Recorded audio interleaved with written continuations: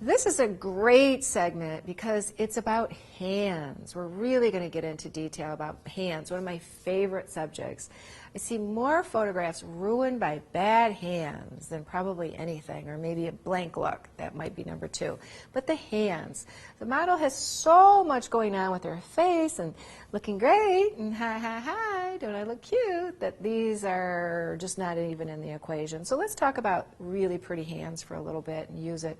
So earlier, in an earlier segment, I talked about this nice, pretty side hand right here. But it was just that. We just talked about that, basically, and how to move them. Not much more. So now we're going to build on that and how to touch your body, what to do, how to touch and work your hair around your face, more detail about the hands. So this is the part we're going to come from when we're always coming from this. This is what you do when you're relaxed. Nothing. You're not doing this. You're not straightening. So if I was just going to take this hand and soft like this, you notice I'm not pushing, I'm not grabbing, it's just soft. And a lot of times I like it when it's on a little bit of an angle. Think about your wrist. Think about, is it straight in like this? See how this is a whole different look than just this. It's so strange how just a little twist of the wrist can change it. Now we're going to talk about the hands and the body. This is obviously a very popular stance right here. And sometimes it's okay. I just don't want it to be okay all the time. I want this from a tall fashion model. When she's got a lot of length here, she's got the right outfit.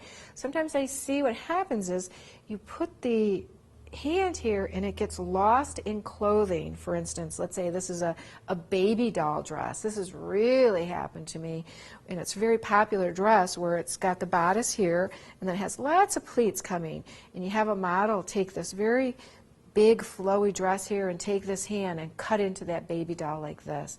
Baby doll dress, no, I would not cut into it, because from the bodice here, you're just cutting into those wrinkles. So really watch, and it's like watch disappearing, and watch where it is. A lot of times girls want to put it where your natural waistline is, which now makes you shorter. I typically would bring it down into here. Now it depends. Do you want the thumb back here like this? And look at that big strain that it puts right here, like this or like this. You can have this, you can have this. So watch, do you like it with the thumb? I prefer not to see the thumb back there. I would prefer more of this. And again, it's really light. I'm not pushing really hard like this. It's just the soft. And I put it a little lower than the natural waist. It's really on this hip region like this. And you can see, I can take this hand and I can go like this, and it's underneath. So it's not flat.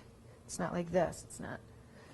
So it really depends. Be careful who and what outfit you're using. Again, like I referred to earlier, when I let a high school senior do this? No, I probably wouldn't. She can't carry it off. She doesn't have the height, the outfit, nothing. So this, very common. This is what you get a lot. But this I even get more. The shoulders brought forward. So for an option to this, if you really want, is you would do one, and maybe you would just go like this, very soft. And again, you see I'm not parking, because when I move, look at just that little bit it moved. I mean, just a little. That prevents the pressing and the parking. So be careful. I typically have this invisible line, because when you're standing, your hand is right here. So when I pick up my hands, I typically don't like to cross over this a lot. Let's say it's a goal versus having it typical. It's a goal. You can see how I'm just picking up. So here's this line. It's just this hand. If I want to bring them up to my body, real soft. I'm almost trailing my body with my fingertips. So you can see just my fingertips like this, just barely traveling on the body and touching. Bringing it up, you can see. So let's talk about the hair, because the hair is difficult. I get a lot of bad images of the hair. I've asked that girl earlier to play with her hair. I had one time a girl who had longer hair, and she actually just took one hunk of hair here, one hunk of hair here, and pulled on them and went And I was like, I don't know where that comes from. I know what I know. So the hair, photographers, you have to tell the model how big is the picture. Is the picture this big? Because what happens with girls with long hair, very common, is they'll pull the hair straight, taut, and it's out of the image. So you have this straight hair like this with the hand out of the image out here, and she's just like pulling on it. I don't like the hair to be pulled taut. Also, I don't like it to be pulled too far out of range because girls just don't pull and tug on their hair. They don't have enough experience in front of the camera to think, well, what do I do with my hair? How would that look good? And a lot of times what it is just you're not really pulling per se, and you're not really working and twirling your hair out here. It's just really soft. It's usually like, almost like I even like the shots where she's going like this. And it just looked like I caught her pushing the hair naturally, just kind of going, and maybe when she's about right in here, even just kind of playing. Let's pretend I have a little bit longer hair, and she's just real soft in here. I'm not pulling it out to here, and I'm not stretching it taut. Right, so that's one way. Another thing I do see that's fairly common is girls who work their hair and start working it like this, and hopefully you can see I probably have like this hump right here, and they just go like this.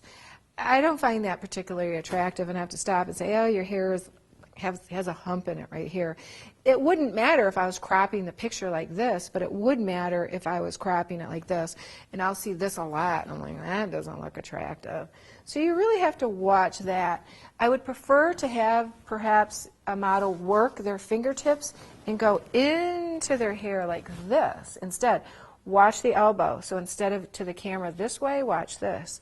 To here, this way. Here's your elbow, and you're going like this, working into the camera. Look at the difference here, and then now just kind of travel down, watch this. Also watch how this is closed in here, the cinching of this. So again, you might want to travel, working, kind of coming down. And you can see coming down, soft, like you're trailing over your body, not parked on your body. It's like, was she just traveling sort of over this chest area like this and going softly like this?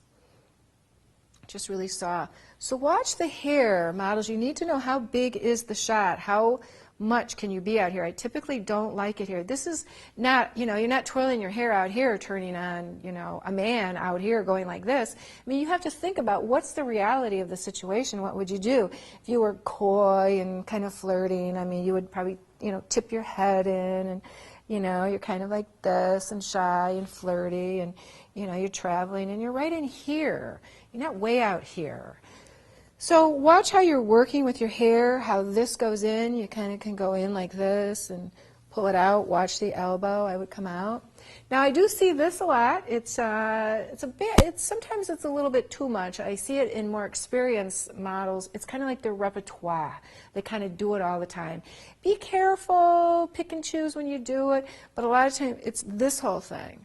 I mean, I don't know, it has to be in the right context. It's like, why would you be standing there? I mean, once in a while, but it's like I see this a lot. So just be careful of when and why you're doing this. This seems pretty common, like this. So be careful how you're doing this and when and why. The other thing is this, and this is a nice bathing suit beach shot. And what you do is you make a frame of this, of your arm, and the head and the hand just really softly comes up. And now you're working and you're kind of in like this. And you might even you made a frame. Watch. You can see the variety. Come in. You're like this. I would probably prefer, instead of this hike up here, is to come in here and kind of work this. Let's get a little bit into high school senior pictures. I'm not a high school senior photographer. I'm a model photographer, but I do see a lot of this. I think photographers are getting away from it more. High school seniors want to look like models. So a lot of the really cutesy things like this, my suggestion, if you want your photographs to look more modelly, is to not do all of this coy, by the face, all of this. I mean, you know, hey, it's got its market. If that's your market, great, but not in model photography. You know, I've seen shots like this. I've seen more than once this. I don't understand this at all. This is like, I don't get it. This. Where does that come from? I don't even get it. It doesn't even seem appropriate. This is a high school senior shot. That. Truly, I don't get it. I feel that all of that dates itself very easily. I would stay away from all of that cutesy stuff around the face. If you want to take yours into more model photography, I would keep away from it. Really, anything like this, any of this. I mean, I myself have a portrait, you know, in my, you know, that I had taken. It was like this. Actually, this was it. Oh, now I remember. It was this. You know, I went like that. I had these beautiful long red nails. It's like, oh gosh. And every time I see it. So really watch all of this. I don't feel you need the variety of having, you know, so many shots all like that. I mean, why? It's about the face. It's not about these hands. I don't feel the variety is necessary with all the hands by the face. You know, this would be more model photography. It's real soft, not too much. So a lot of practice. If you're a model, you can practice this in the mirror, but as a photographer, you're going to need to make this part of, you know, can you show a model, you're a man with like no hair, are you going to stand there and go, okay, now could you, you know, do this, and you don't even have any hair. It's like, what is it you're going to do? How are you going to show these things? You can't just say to a model, I've tried, I've done it. Could you just play with your hair? Could you just do this? You know, could you do that? It's like, well, how? You know, she's just going to go, okay. You know, what? So it's like, you have to make it part of being able to tell the model. And again, the soft, dead hands, you have to come up with the vocabulary. I feel I've come up with a fairly good vocabulary. So soft hands, dead hands. And we'll continue.